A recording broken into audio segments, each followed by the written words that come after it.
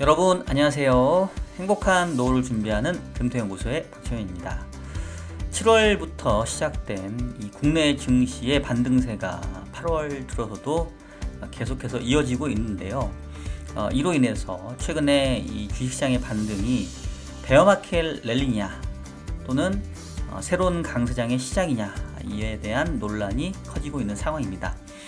과연 최근의 시장의 반등을 어떻게 볼 것인지 금일 이슈 분석 영상에서 자세히 살펴보고 향후 대응 방안도 살펴보도록 하겠습니다. 자, 그러면 주간 이슈 분석 영상 지금 바로 시작하도록 하겠습니다. 자, 최근 시장 흐름을 보면서 좀 말씀을 드리도록 하겠습니다. 지금 미국 증시 같은 경우는 6월 중순부터 상당히 가파른 상승세를 보이고 있고요. 120일 이동 평균선까지 지금 다우와 나스닥, S&P까지 모두 뚫어내는 베어마켓 랠리라고 얘기하기가 상당히 조금은 이제 뭔가 애매해진 이런 상당히 가파른 반등이 좀 진행되고 있고요. 국내 같은 경우는 그에 비해서는 상당히 좀 상승폭이 조금은 제한적인 상황입니다. 어쨌든 간에 그래도 7월 초부터는 상당히 코스피가 2200선까지 떨어졌던 게 지금 2500선까지 상승해 있고요. 코스닥도 상당히 상세가 가파릅니다. 지난주에도 다우, 나스닥 여기 거의 3% 내외의 상승세를 좀 이어갔고요. 국내 코스피도 한 1% 중반도 보였습니다. 다만 이제 항생 같은 경우는 최근에 중국 물가 조금 높게 나오고 코로나 다시 확산되면서 조금 부진하긴 했고요. 그래서 말씀드렸던 것처럼 이제 이 시장의 성격을 가지고 그동안에 이제 베어마켓 랠리다, 너무 많이 빠졌다, 이거에 대한 반등 정도는 있을 거다라고 이제 얘기했었던 분들이 지금은 생각보다 너무 많이 올라왔는데 이러면서 사실은 베어마켓 랠리로 시작을 했지만 이제 새로운 강세장이 시작됐을 수도 있다. 이제 이런 얘기도 좀 슬슬 나오고 있는 것 같아요. 코스피 같은 경우도 지금 다시 한 2700, 2800 이렇게 얘기하는 쪽도 좀 생기고 있는 것 같은데 일단은 최근에 이 바닥 대비 반등 폭이 어느 정도였는지를 한번 제가 좀 수식을 계산을 해봤는데 지금 보시면은 다우 같은 경우가 보면 이 고점에서 저점 빠졌던 게 한 20%, 나스닥이 한 35%, S&P가 25%, 코스닥이 한 30% 넘게 하락을 했었고요. 지금 저점 대비 현재까지 이제 반등한 폭을 보면은 다우가 한 13%, 나스닥이 23%, S&P 17%, 코스닥 11%, 16% 정도 반등을 했습니다. 그래서 지금 고점 대비 하락률이 상당히 지금 이제 좁혀져 있는 상황이고요. 지금 그 하락한 거 대비 반등한 게 얼마 정도 되돌렸는지 그 되돌린 폭을 계산을 해보니까 지금 다우 같은 경우에는 56%, 그러니까 절반 이상을 지금 되돌린 셈이 된 거죠.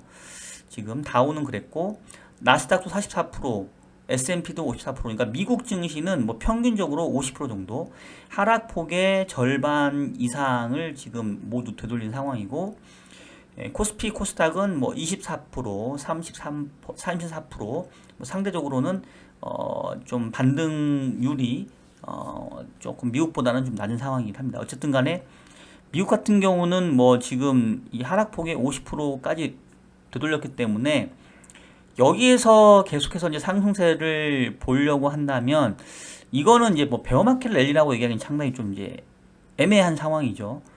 베어마켓 랠리인데 하락폭의 50%를 되돌렸다? 이거는 베어마켓이라는 말을 쓰기 자체가 상당히 조금 이제 애매해지는 것 같고 국내 같은 경우는 아직 30% 내외이기 때문에 아마도 베어마켓 랠리에 그친다고 한다면 코스피로는 한 2600, 코스닥으로는 한 850선 정도, 121일 이평선과 맞물리는 요 정도 선이 아마도 요번 반등, 기술적 반등의 이제 약간 고점 부근이 아니겠냐라고 좀 생각을 해볼 수 있겠고요. 우리도 미국처럼 이제 뚫어낼 수는 있겠죠.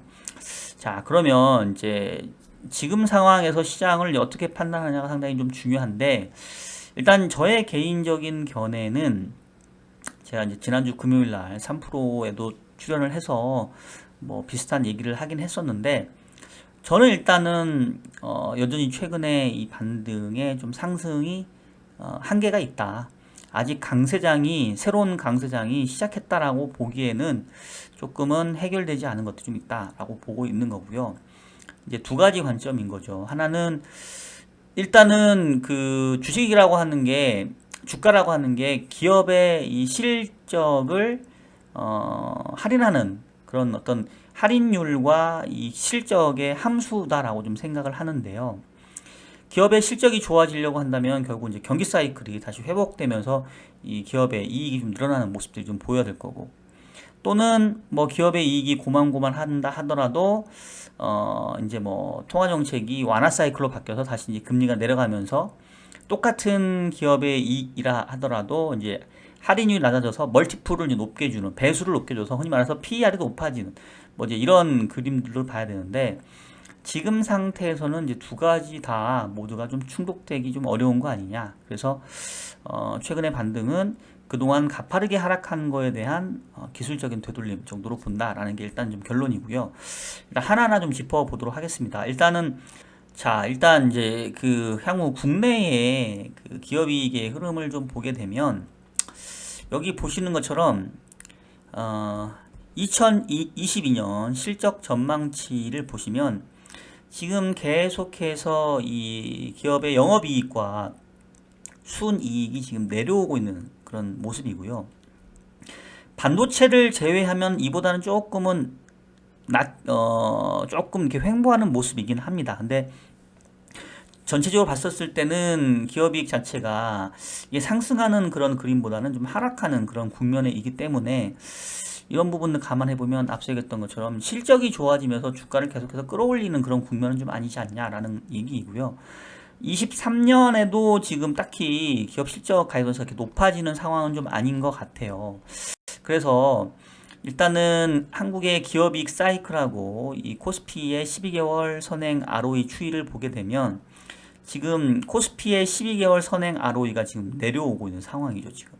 그리고 순이익 증가율도 21년보다는 22년 좀 낮고, 23년도는 뭐 아직 뭐 하반기가 남아있긴 하지만 전체적인 그림은 조금 실적 전망치가 좀 꺾여 내려오는 상황이고, 내년에도 그렇게 크게 실적 전망치가 아주 높아지는 그런 그림은 좀 아닌 것 같아요. 그래서 앞서 얘기했던 것처럼 기본적으로 주가를 더 끌어올릴 수 있는, 베어마켓 랠리 이상의 강세장으로 끌어올릴 수 있는 첫 번째 캐탈리스트는 기업 실적인데, 기업 실적적인 측면에서는 오히려 조금 하향 조정되고 있는 상황이다. 내지는 뭐 반도체 제약으로 횡보, 이런 걸 감안해 보면 기술적인 반등 이상을 더 끌고 올라갈 수 있는 모멘텀이 될 수 있을까라는 우려감이 좀 드는 거고요. 자, 이제 두 번째 살펴볼 거는 이제 통화 정책인데, 사실은 그 최근에 이 주가 하락의 가장 큰 원동력이 뭐였냐고 한다면 결국은 이제 물가 하락이겠죠. 지난주에 미국의 코어 CPI, 그리고 이제 CPI가 발표가 됐는데, 지금 6월 달에 CPI가 9.1 기록했던 게 지금 7월에는 8.5로 예상치보다 상당히 좀 크게 하락을 했습니다. 그래서 얘를 보고 이제 물가가 피크를 지났다. 그리고 향후에 보면 물가의 안정세가 상당히 좀 빨라지지 않겠냐, 이제 이런 기대감도 좀 생기고 있고요.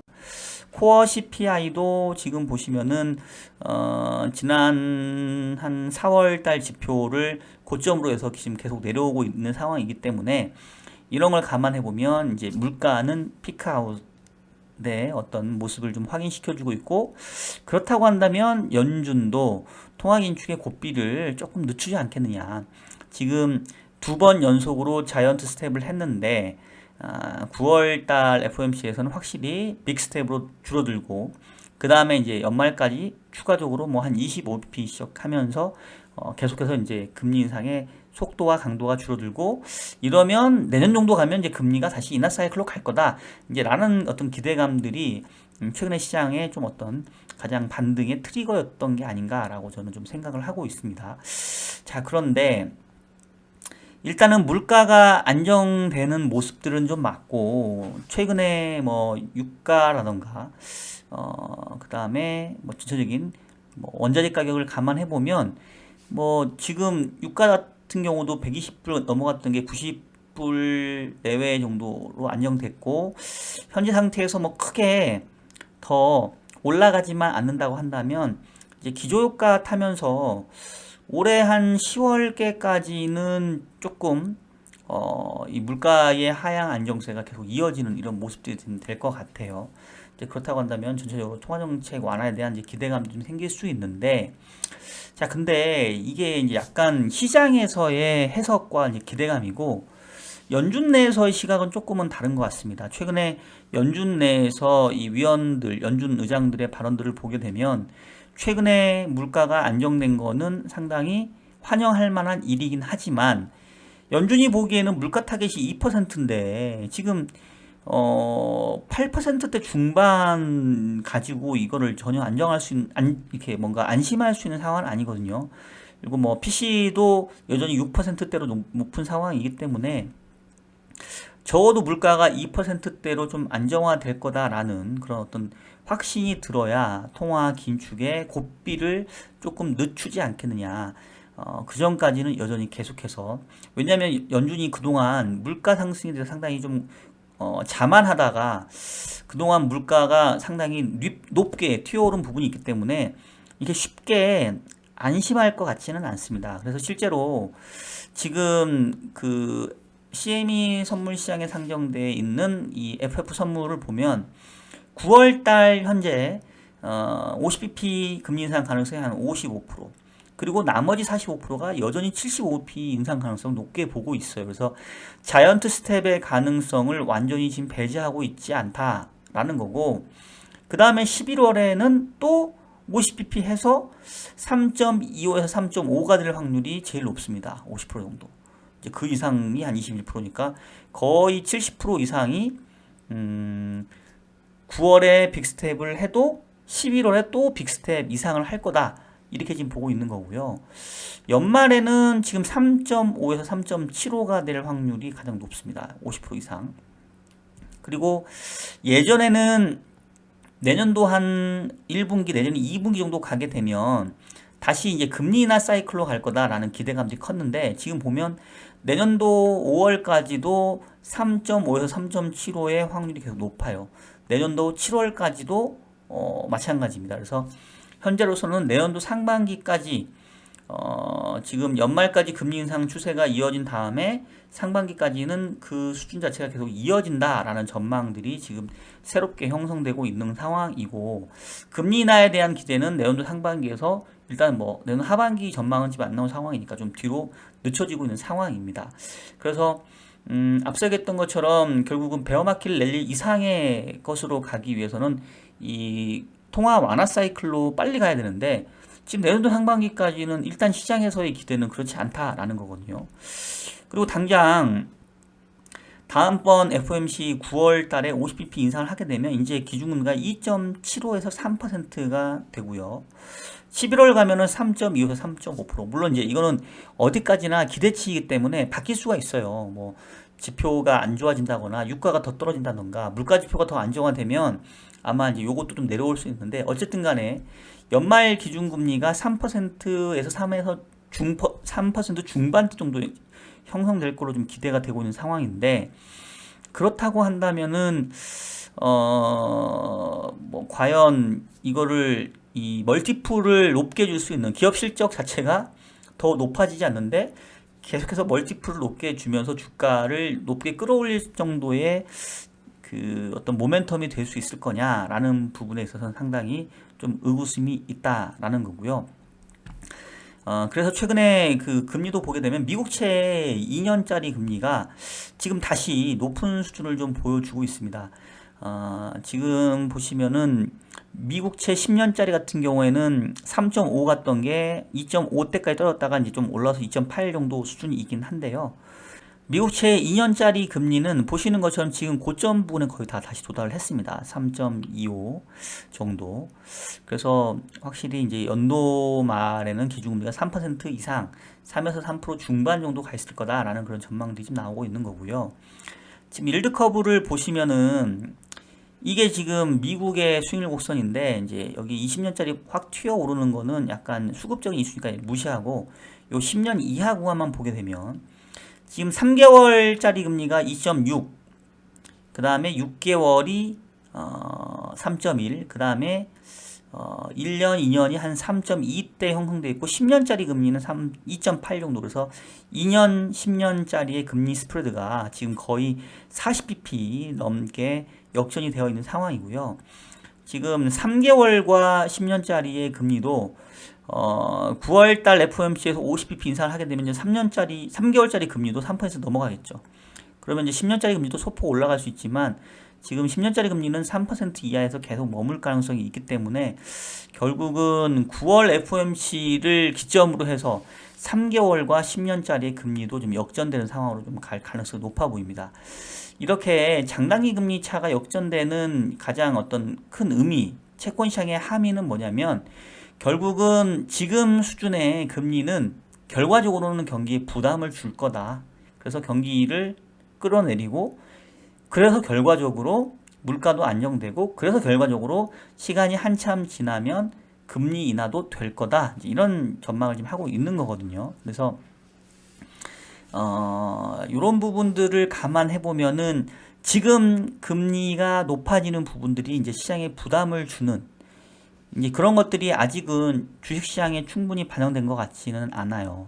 결국 이제 이 경기가 둔화된다라는 게 기업 실적의 악화로 나타나야 되는데 지금은 기업 실적이 그냥 좀 밋밋한 정도이지 그렇게 크게 꺾이고 있지는 않거든요. 특히 미국 같은 경우는 뭐 최근에 주가의 반등 폭이 한국에 비해서 상당히 가팔랐던 이유도 2분기 실적이 상당히 좋게 나왔거든요. 그래서 어닝 서프라이즈를 지금 2분기에 기록을 했기 때문인데 이제 3분기 이후에는 조금 시차를 두고 이 실적에도 조금 악영향이 나타나지 않겠냐.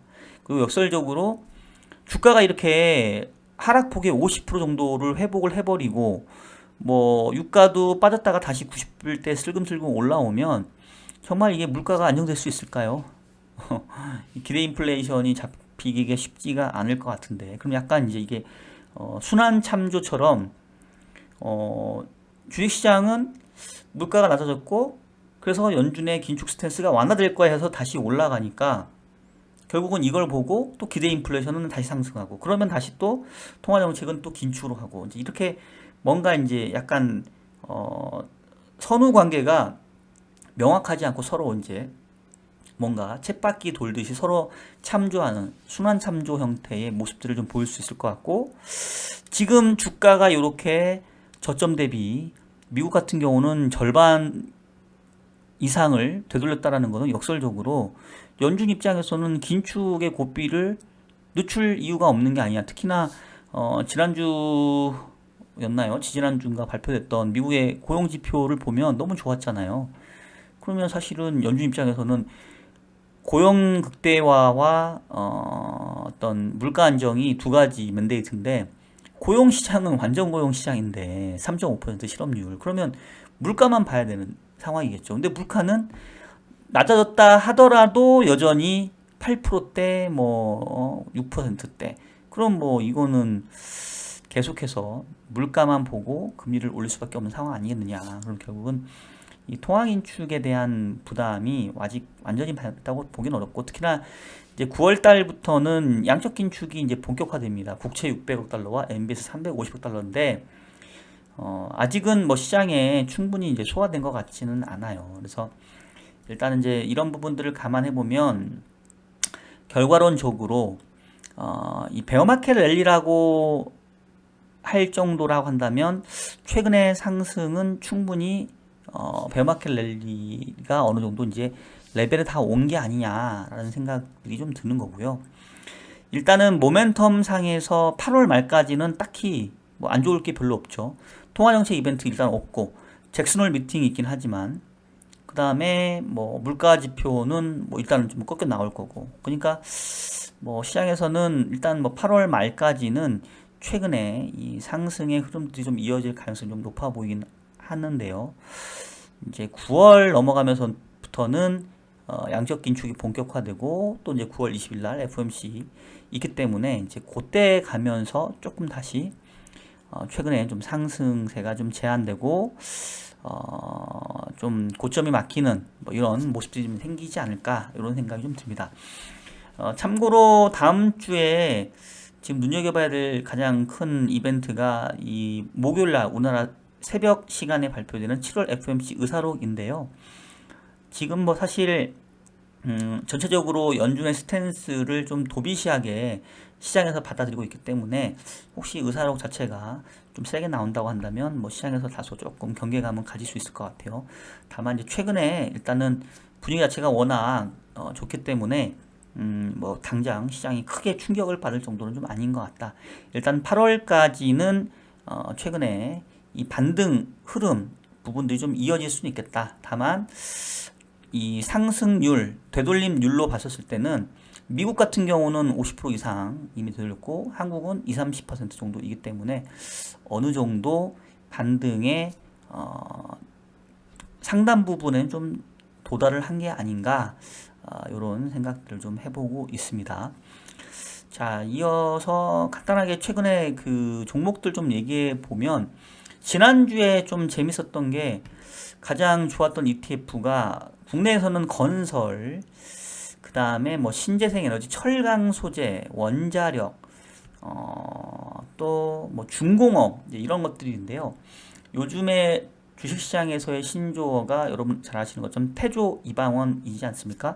태양광, 조선, 2차전지, 방산, 원전. 그래서 지난주가 뭐 비슷비슷한 그런 어떤 업종들과 섹터들이 좀 강세를 좀 보였던 것 같긴 해요. 근데 아마도 이제 반등의 주인공들이었던 것 같고 아까 얘기했던 것처럼 베어마켓 랠리가 어느 정도 뭐 8분음선, 9분음선 정도에 와 간다고 한다면 여기서 이 태조 이방원들이 좀 더 가는 부분도 어느 정도 같이 요번에 베어마켓 랠리와 조금 비슷한 움직임을 보이지 않겠느냐.